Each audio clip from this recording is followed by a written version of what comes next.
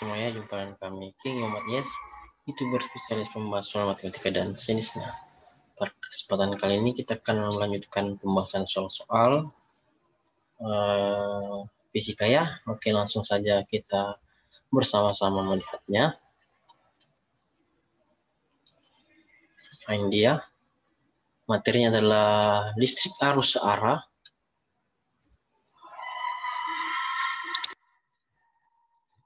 Fisika SMA 10 nomor pembahasan soal part 1. Nah, nomor 1 di sini soalnya adalah banyaknya muatan yang mengalir melalui suatu penghantar. Setiap satuan waktu disebut bagian A hambatan, B tegangan, C beda potensial, D daya listrik, E kuat arus. Jadi kita pakai rumusnya kuat arus itu satunya ampere atau A sama dengan muatan, satunya kolom C, waktu second S. Jadi kalau kita rumuskan simbolnya kuat arus itu I, sama dengan Q itu muatan, dan T waktu I sama dengan Q per T. Jadi aliran arus listrik berlawanan arah dengan gerak elektronnya. Jadi jawaban tepat adalah E, kuat arus. Mantap. Dan jangan lupa tekan tombol like, subscribe, post, and share, nyalakan tanda lonceng agar setiap video baru yang kami upload Anda dulu yang tahu. Cakep. Nomor 2 ya. Ini dia. Muatan listrik mengalir 60 kolom melalui suatu pengantar selama 2 menit. Atau 123 karena 2 menit itu 2 kali 60 jadi 123. Pertanyaan adalah berapa besar kuat arus listrik yang mengalir? Bagi A 0,50, B 0,60, C 5, D 12, dan E 55 ampere. Ya, kita bahas ya. Muatan listrik mengalir itu simbolnya adalah Q, kolom 60 60 C. Waktu adalah 2 menit atau 2 kali 60 detik itu dengan 120 detik. Dan besar kuat arus yang mengalir atau I itu sama ampere, satuannya berapa? Ditanya kuat arusnya berapa? Jadi I sama dengan Q per T, jadi I sama dengan 60 per 120, jadi sama dengan 0,5 ampere. Jadi pilihan tepat adalah bagian A ya. Ya, kita pindah soal nomor 3. Di sini ada sifat-sifat arus listrik yang mengalir sebagai berikut. 1. Ke arah aliran muatan positif. 2. Berlawanan dengan aliran elektron. 3. Mengalir dari potensial tinggi ke potensial rendah. Nah, yang ditanya adalah sifat yang benar ditunjukkan oleh nomor berapa. Bagian A 3 saja, B 2 dan 3 saja, C 1, 2 dan 3, D 1 dan 3 saja, dan E 1 dan 2 saja. Kita jawab. Ya, ketiga tipe dasar adalah benar, jadi pilihannya adalah bagian C, yaitu semua benar atau 1, 2, dan 3. Ya, jangan lupa dukung terus dengan cara menekan tombol like, subscribe, post, and share, promote. Dan ini Instagram kami Muhammad 2022. Nomor 4. Ya. Multimeter memiliki batas ukur 300 mA. Setelah dipasang hambatan Sun, batas ukurnya menjadi 480 mA. Jika hambatan multimeter itu 30 kilo ohm, maka nilai hambatan Sun sebesar berapa? A 100 kilo ohm, B 150 kilo ohm, C 30 kilo ohm, D 50 kilo ohm, dan E 75 kilo ohm. Kita bahas ya, multimeter adalah alat ukur arus listrik sekaligus alat ukur tegangan. Ia juga memiliki hambatan di dalamnya. Jika arus yang masuk ke dalam multimeter melebihi batas maksimalnya, maka alat bisa rusak. Dan sebagai alternatif, kita dapat menambahkan hambatan Sun yang dipasang secara paralel terhadap alat agar arusnya terbagi dan tidak masuk ke semua alat. Kita akan spesifikasikan alat menjadi ammeter saja ya. Nah, soal di atas menggambarkan sebuah rangkaian dengan arus 480 mA. Arus maksimum yang dapat diterima adalah yang lainnya 300 mA. Agar alat dapat menerima arus 480 mA atau menambah batas maksimumnya, arus harus dibagi. Kita kita pasang hambatan sun di sana ya. Jadi kita pasang hambatan sun di sana. Nah, seperti ini gambarnya. Mungkin saya bisa perkecil ya, supaya dengan satu tangkapan layar bisa memuat semua informasi yang kita butuhkan sehingga mudah dijelaskan. Ini ada meter, I total, ini hambatan R, terus I ammeter, I total, I sun, R sun, R ammeter hambatan dalam, dan ini hambatan luar R-nya. Nah, rumusnya adalah tegangan di sun sama dengan tegangan di ammeter. V kan rumusnya I kali R. Jadi kalau tegangan sun atau V sun itu artinya I sun dikali R sun sama dengan I ammeter dikali R ammeter. Nah, I sun kali R sun itu bisa juga, I sun artinya adalah I total dikurang I ammeter dikali R sun, sedangkan I ammeter dan R ammeter ditulis kembali. Nah, ini kita bisa jabarkannya jadi I total per I ammeter dikurang I ammeter per I ammeter dikali R sun sama dengan I ammeter R ammeter per I ammeter. Jadi I total dibagi I ammeter kurang 1 sama dengan R sun sama dengan R ammeter. Kita lanjut, R sun harus sendiri, berarti R ammeter dibagi dengan I total dibagi I ammeter dikurang 1. Tinggal dimasukkan data yang ada, R sun sama dengan 30 dibagi 480 kurang 300 dikurangi 1. Jadi R sun-nya adalah 50 kilo ohm. Nah, kita berpindah soal nomor 5 ya. Di sini ada soal bahwa perhatikan petunjuk jarum ampere berikut. Kuat arus yang terukur adalah berapa ya? Di sini 30 dan batasnya 50. Skalanya adalah 10 ampere terbesar. Jawab bersama-sama. Yang ditunjuk ada 30 dan skala maksimum 50 dan batasnya sini 10 ampere ya. Kita bisa jawab. Kuat arus yang terukur itu sama dengan skala yang ditunjuk dibagi skala maksimal dikali batas ukur. Berarti kuat arus yang terukur adalah 30 per 50 dikali dengan 10. Nah, jadi 30 kali 10 itu 300 bagi 50 adalah 6 ampere. Jadi pilihannya adalah 6 ampere ya. Di sini kalau kita lihat skala yang ditunjuk itu adalah 30 dan skala maksimal adalah 50 ya. 30 yang ditunjuk, skala maksimal 50 dan batas ukurnya adalah 10 ampere. Itu yang dimasukkan ke soal. Jadi pilihannya adalah 6 ampere. Kita berpindah soal nomor 6. Sebuah voltmeter memiliki batas ukur 3 kali dari batas ukur mula-mula setelah dipasangi hambatan muka ya sebesar 140 kilo ohm. Hambatan voltmeter tersebut mula-mula adalah berapa? 70 kilo ohm, B 105 kilo ohm, C 135 kilo ohm, D 140 kilo ohm, dan E 150 kilo ohm. Jawab. Saat mengukur tegangan hambatan dengan alat, besar tegangan yang dimaksud pada alat dan hambatan R adalah sama besar karena sering paralel. Jika tegangan tersebut melampaui batas maksimal alat, maka alat akan rusak. Nah, sebagai alternatif kita dapat memasang hambatan muka atau hambatan depan yang disusun seri sebelum alat ukur. Hal ini dilakukan agar tegangan yang diterima alat tidak melampaui batas maksimalnya. Nah, kita anggap hambatan muka atau depan dan alat ukur adalah satu kesatuan sehingga kita dapat mengatakan bahwa batas maksimal tegangan alat bertambah. Padahal sejatinya tidak, ya. Tegangan hanya dibagi dengan hambatan muka atau depan. Nah, pada soal, sebuah rangkaian dengan hambatan R diukur dengan voltmeter. Batas ukur maksimal alat adalah V volt, tapi tegangan diukur lebih besar atau 3 kalinya. Agar alat tetap dapat digunakan, kita memberi hambatan muka depan sebesar 140 kilo ohm. Nah, seharusnya V voltmeter itu V total adalah 3V. Hambatan muka adalah 140 kilo ohm. Nah, hambatan voltmeter tersebut mula-mula adalah R voltmeter itu berapa? Itu yang ditanyakan. So, kita lihat tanya soalnya. Dalam gambarnya, total R. I muka sama dengan I voltmeter, I kan V bagi R ya, jadi I muka itu kita jabarkan jadi V muka dibagi R muka. Sedangkan I voltmeter itu bisa dijabarkan jadi V voltmeter dibagi R volmeter. V muka per R muka sama dengan volmeter dibagi R volmeternya, R besar sekarang mau jadi R kecil. Lalu kita jabarkan. V total dikurang V volmeter dibagi R muka sama dengan V volmeter dibagi R volmeter.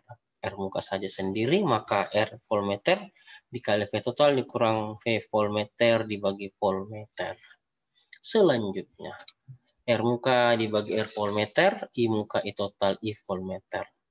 Jadi R muka sama dengan R volmeter dikali V total dibagi V volmeter dikurang 1.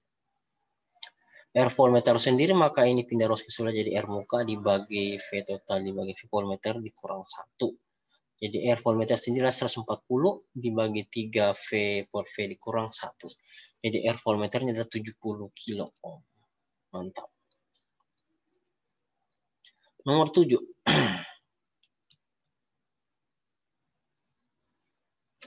Ya, nomor 7.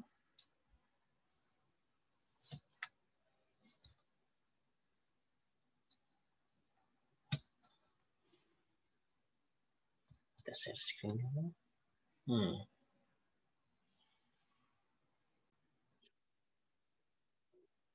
Nomor 7.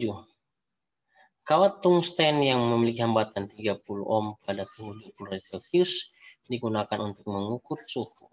Jika koefisien suhu tungsten pada suhu 20 derajat Celcius sebesar 4,5 kali 10⁻³ derajat Celcius min 1, maka besar hambatan kawat ketika mengukur suhu 70 derajat adalah berapa?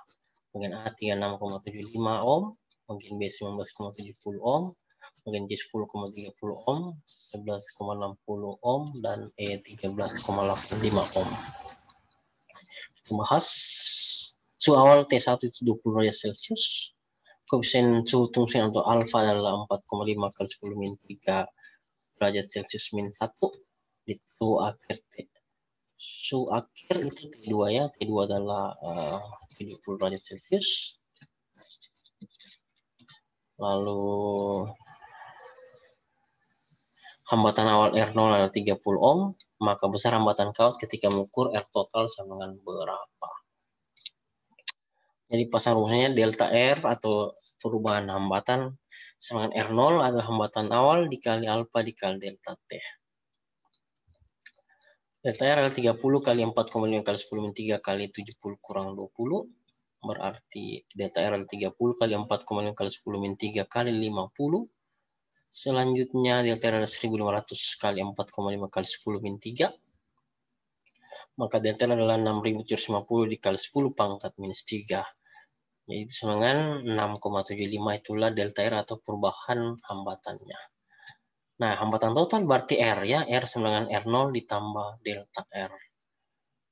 Kita masukkan data yang ada. R0 adalah 30 ditambah delta R adalah 6,75. Jadi hasilnya 36,75 ohm. Pilih yang tepat adalah bagian A. Selanjutnya kita pindah ke soal nomor 8. Dia ya. Sebuah kawat dengan panjang 20 meter memiliki diameter 2 mm serta hambatan jenisnya 3,14 kali 10 pangkat min 6 ohm meter. Hambatan kawat tersebut adalah berapa? Bagian A adalah 5 ohm, B 10 ohm, C 15 ohm, D 20 ohm, E 25 ohm. Kita bahas panjang kawat L adalah 20 meter, diameter D adalah 2 mm, jari R atau D per 2 sama dengan 2 mm dibagi 2, itu sama 1 mm. Kita rubah ke meter jadi 1 kali 10 pangkat minus 3 meter. Hambatan jenisnya sama dengan rho, itu dengan 3,14 kali 10 min 6 ohm meter. Hambatan R sama dengan berapa? Pasang rumusnya ya, kita bisa perbesar karena sudah melewati 180 saja. Oke. R sama dengan rho dikali L dibagi dengan A. Dipasangkan rumusnya. R adalah rho kali L dibagi VR kuadrat karena kawat itu berbentuk luas penampang yang berbentuk lingkaran. Jadi luas penampang A kita ganti jadi rumus luas lingkaran yaitu VR kuadrat. Tinggal masukkan data yang ada.